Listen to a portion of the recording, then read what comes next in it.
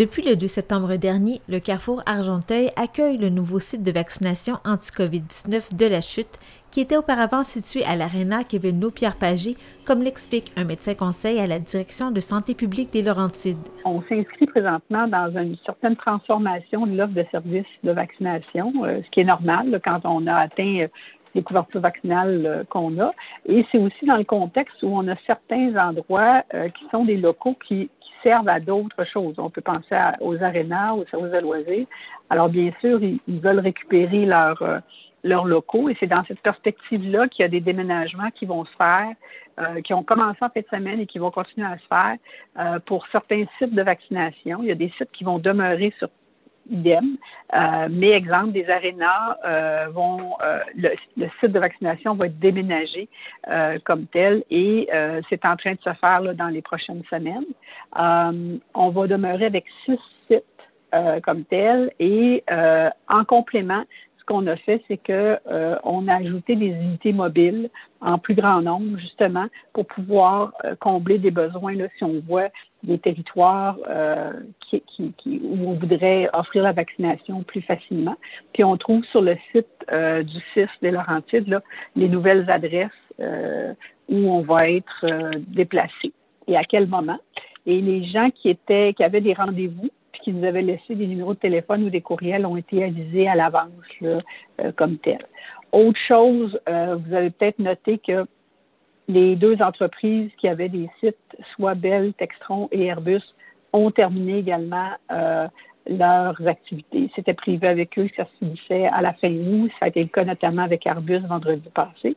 Et pour ce qui est de notre Vaccibus, on a eu une prolongation parce que c'est un autobus qui sert dans les transports réguliers, mais à partir du 4 septembre, le Vaccibus c'est la dernière journée du Vaccibus comme tel, et donc les unités mobiles par la suite, ça ne sera pas dans un autobus, mais vont s'installer dans des locaux qui vont être présents là où on va décider d'aller. Alors ça, c'est le changement là, qui se fait à ce moment-ci. Je vous mentionnerai peut-être également que, comme on l'a vu hier, il y a maintenant une recommandation des experts que pour que les personnes qui ont un système immunitaire qui est immunosupprimé, donc un petit peu moins fort, soit parce qu'ils sont en traitement de cancer, radiothérapie, dialysés ou à cause de certains médicaments, on leur recommande de recevoir une 3e dose. Selon le CIS des Laurentides, la couverture vaccinale dans la région pour les 12 ans et plus s'élève à 86 % à une dose et 79 % à 2 doses. Mais il en est autrement pour la MRC d'Argenteuil. La couverture vaccinale, elle est plus faible dans les Argenteuil, mais c'est quand même une bonne couverture vaccinale. On est à, je dirais là, sur au moins une dose, c'est quand même 77 % des gens qui ont eu une dose dans Argenteuil. C'est quand même 3 personnes sur 4. Fait que la personne qui reste, c'est ça, on va essayer de rendre la vie la plus facile pour que ça devienne comme une façon là, pour elle d'avoir accès rapidement. Puis c'est un ensemble de moyens qui vont faire que les gens vont pouvoir avoir accès puis se faire vacciner. Puis probablement, le fait qu'il y a le passeport vaccinal va peut-être les inciter à le faire prochainement. D'après la santé publique des Laurentides, il n'y a eu aucune éclosion dans l'ensemble des ressources intermédiaires, des résidences pour personnes âgées, ainsi que dans les CHSLD depuis juin dernier en raison de la double vaccination. Toutefois, la situation épidémiologique continue d'évoluer négativement dans la 4e vague, selon le directeur de santé publique des Laurentides. Pour vous donner un peu un ordre de grandeur, dans la semaine du 18 au 24 juillet, nous avions 27 cas par semaine, alors que dans la semaine du 15 au 21 août, on avait 230 cas par semaine. 83 % de nos cas sont actuellement non vaccinés ou partiellement vaccinés. Les taux d'incidence augmentent principalement dans le sud du territoire, donc vraiment les MRC de la CMM. On voit une augmentation pour tous les groupes d'âge du nombre de cas, mais c'est surtout les 20-29 ans pour lesquels on observe une augmentation. Et heureusement, l'augmentation est beaucoup plus faible chez les 50 ans et plus. On peut vous dire également qu'il y a 22 éclosions actives en cours. Là, c'est des éclosions qui peuvent varier là, de 2 à 10 cas, mais on en a 22. Et de ces éclosions-là, 16 concernent des milieux de travail divers et 4 des services de garde ou des centres de la petite enfance. Donc, c'est la situation actuellement. Ce que je peux vous dire aussi, c'est que 45 de nos cas, c'est des gens qui ont eu des contacts avec des cas connus, mais une proportion à peu près 10 de nos cas, là, c'est des petits rassemblements, soit des fêtes privées, soit des gens qui ont fréquenté bar ou gym. Donc, c'est ça pour la situation épidémiologique. En termes de message, de ne pas hésiter à se faire dépister là, si on a le moindrement des symptômes, même si on est vacciné. On sait que le risque est beaucoup moins grand avec la vaccination de développer des symptômes sévères, mais ça ne nous empêche pas de pouvoir être infecté par le virus.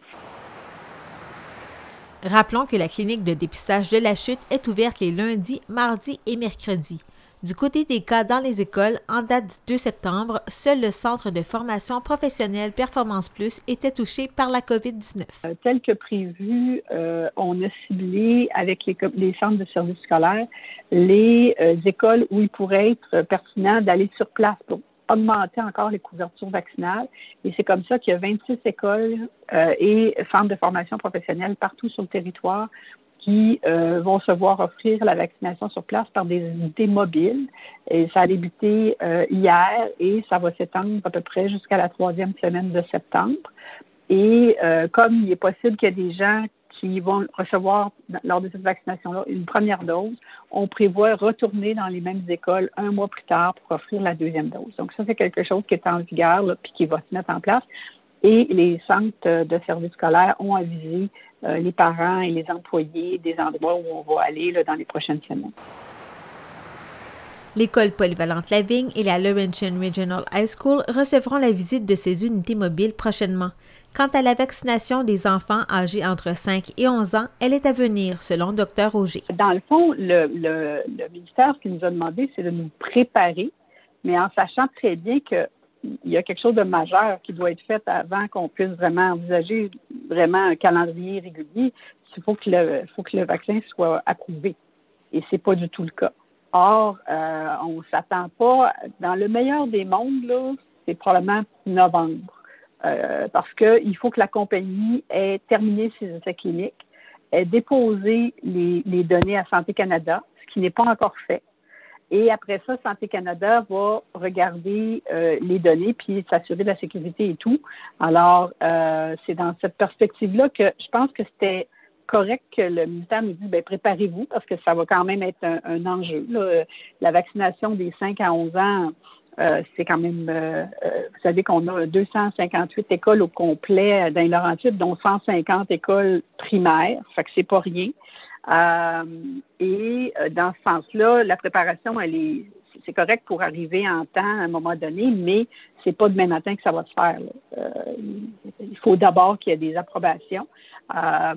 Fait que c'est sûr qu'au moment où ça va être quelque chose qui va être plus, je dirais, plus près, là, surtout lorsqu'il y a au moins la démarche auprès de Santé Canada aura été amorcée, là, on aura un petit peu plus d'idées de vers où ça s'en va. Puis il faut savoir qu'une fois que c'est approuvé, il y a également les avis d'experts, notamment du Comité d'immunisation du Québec, là, qui vont être attendus, mais ça risque de se faire en parallèle parce qu'ils vont avoir accès aux mêmes données. Fait que j'ai vu dans les médias, là, c'est comme annoncé si c'était quelque chose de très immédiat, mais c'est pas tout à fait le cas parce que il nous faut d'abord une approbation de la sécurité puis de la pertinence de la vaccination.